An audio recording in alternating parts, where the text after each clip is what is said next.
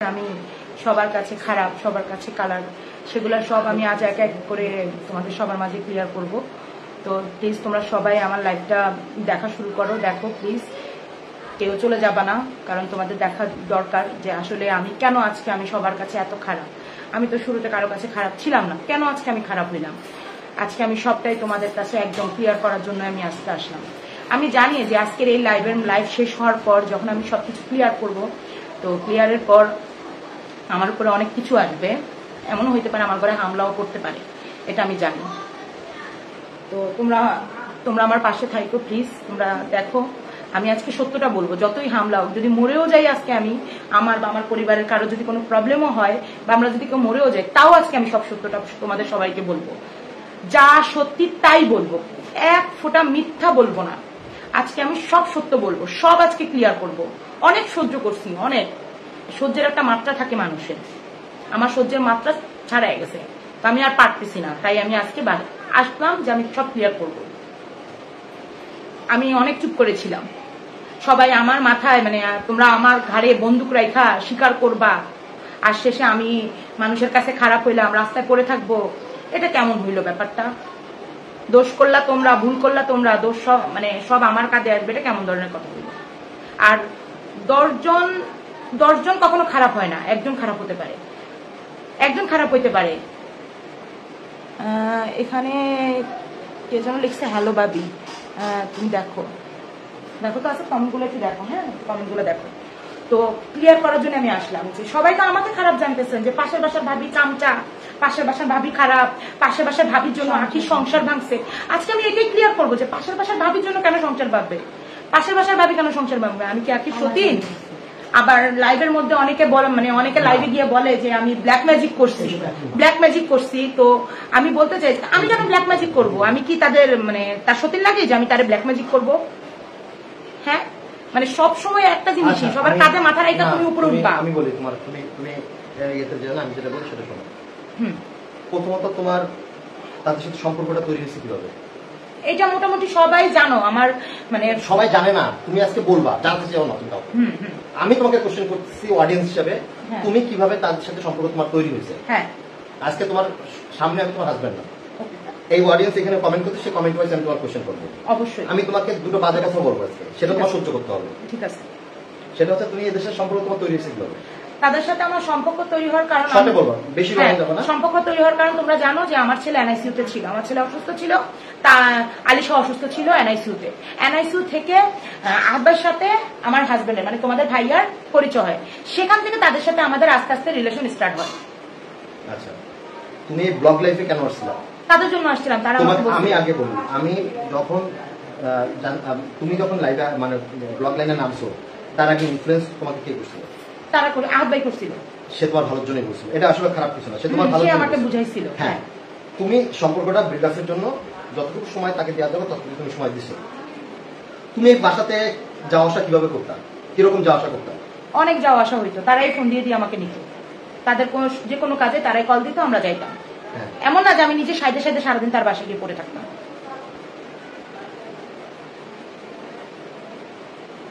তোমার সাথে আখি ভাবির সম্পর্ক কেমন ছিল?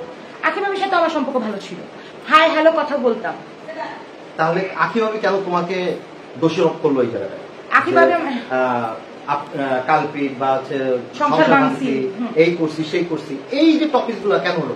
তুমি তো আমি আমার জানা মতে তুমি কথা শুনছো কিন্তু কথা তো বলোনি না, কিন্তু কেন এই কথাটা আসলো যে তুমি তার সংসার ভাঙছো?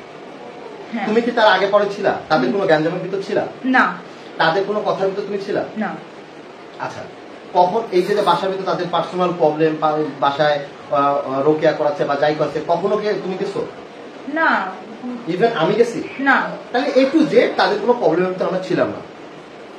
তোমার সাথে এই লাইভে হওয়ার আগে যখন আছে তুমি লাইভে গেছো, তার আগে পাবলিক তোমাকে বলছে ক্লিয়ার করার জন্য কি হয়েছে, সবাই জিজ্ঞেস করছে তোমাকে কি হয়েছে না? আমি এই ঘটনাটা একটু ক্লিয়ারলি তাইলে বলি, যেহেতু ও যে প্রশ্নগুলো করছে অডিয়েন্স করতেছে, সেই প্রশ্নের উত্তর। তাদের সাথে আমার আখি ভাবির সাথে আমার ক্ল্যাশিংটা যেভাবে হয়, ক্ল্যাশিং এর কারণ কি কারণে হয়েছে আমি এটা ক্লিয়ার করি আগে। সেটা হইলো যে আমি কিন্তু আখি ভাবি যেদিন চলে যায় তখন কিন্তু আমি হসপিটালে, এটা আপনারা সবাই জানেন, হসপিটাল ছিলাম, কিন্তু তার আগে আমি কেন ভাবি চলে যায়, কি হয়, আমি কিন্তু কিচ্ছু জানতাম না। জানতাম তাদের মাঝে একদিন ঘটনা কি হয়েছে আমি শুরু থেকেই বলি। একদিন আমাদের সাথে তখন ভাবি মানে তিশা ভাবির সাথে আহমের সাথে পরিচয় হয়, কথা হয়, আকি ভাবির সাথে আমার কথা হয়, আমরা তাদের বাসায় যাই, তারা আমাদের বাসায় আসে। এরকমের মধ্যে একদিন তিশা ভাবি হঠাৎ করে আমাদের বাসায় আসে, সাথে আহাত ভাই ছিল, দুইজনে তখন নতুন অবস্থাতে আমরা নিপুণ সিটিতে থাকি। তো ওনারা দুইজন আমার বাসায় আসে, আসার পর আমাদের বাসায় বসে আড্ডা দেয়। তো ভাবির চোখ ছলো ছলো ছিল, কান্না কান্না ভাব। সে এসে আমাকে আকি ভাবির নামে অনেক কথা বলছে। আকি ভাবি ভালো না, আকি ভাবি গার্মেন্টস কর্মী, আকি ভাবি গার্মেন্টসে কাজ করে, আকি ভাবির ফ্যামিলি ব্যাকগ্রাউন্ড ভালো না, মেয়েকে দেখতে পারে না, মেয়েকে ঘর থেকে বের করে দিছে ডিভোর্স হওয়ার কারণে। তো ভাবি আর আহাত ভাই মানে তাকে অসহায় দেখে তাকে আশ্রয় দিছে, তাকে মানে বউ করে আনছে। কিন্তু আইনা তাকে এত জায়গা দিছে, এত মর্যাদা দিছে, এত ভালোবাসা দিছে, এত কিছু আকি ভাবির জন্য তিশা ভাবি করছে। তারপরও আজ তিশা ভাবিকে আকি ভাবি সেই ভালোবাসা সেই সম্মান কিচ্ছু দিচ্ছে না। তারা আলাদা হয়ে যায়, যখন তাদের ফ্ল্যাট আলাদা হওয়ার কথা ছিল সেই স্টোরি এটা। তো তখন এসে আমার কাছে খুব মানে কান্না কান্না চোখে আহাত ভাই এবং তিশা ভাবি দুইজন মিলে বসে। এখন আমাকে বলেন, আমি তাদের সাথে নতুন সম্পর্ক তৈরি হয়েছে, এখন যেখানে আকি ভাবির বিরুদ্ধে সতীন নয় আমাকে বলতেছে, সেখানে হাজবেন্ড ও সতীনের পক্ষে আমার সাথে বলতেছে, তাহলে আমি এটা কিভাবে বুঝবো যে এটা কোনটা সত্য কোনটা মিথ্যা?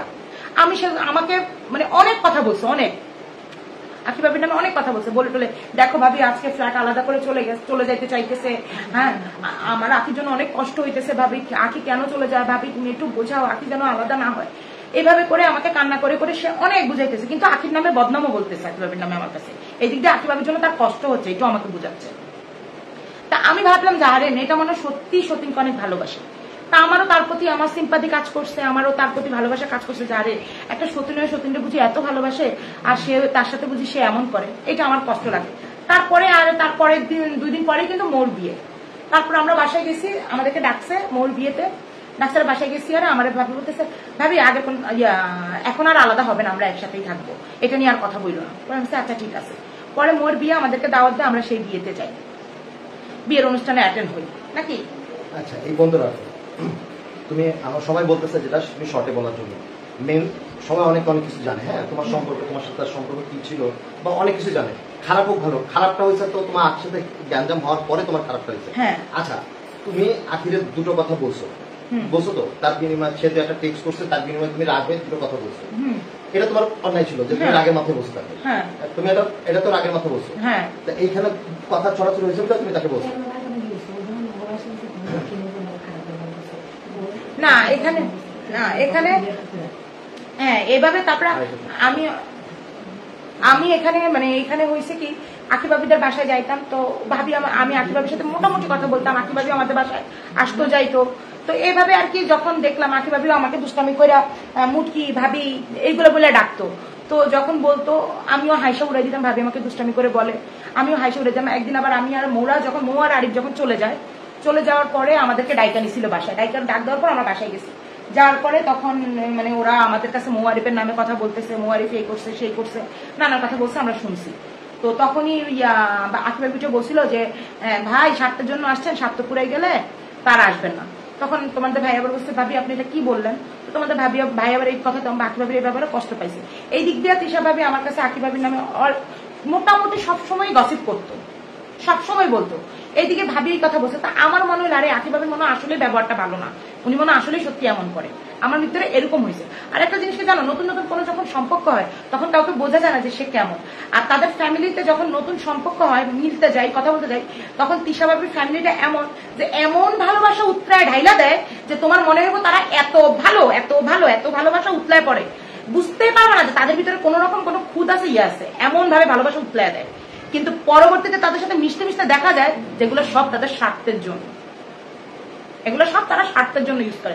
এই যে আমার সাথে যে ভালোবাসাটা তারা প্রথম থেকে নতুন করে খেলছিল আমাকে আকি চলে যাওয়ার পর আকির বিরুদ্ধে দাঁড়া করানোর জন্য,